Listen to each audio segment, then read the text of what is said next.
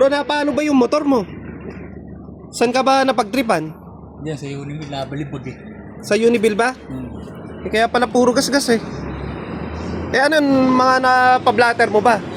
Mga nag-trip? Oo, nagharap na mamaya. Ito yung ito yung malala eh. Yung mga tuklap talaga no. Oh, kita mo mga pinapagtripan siya doon ng mga lasing ba?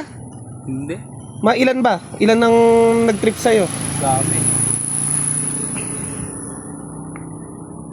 Buti hindi ka nagalusan. Oo, wala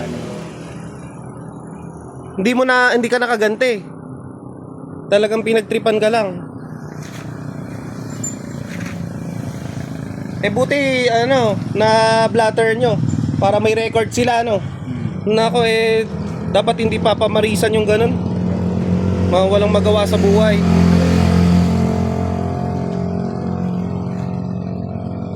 Kabago-bago nung sidecar na damage na.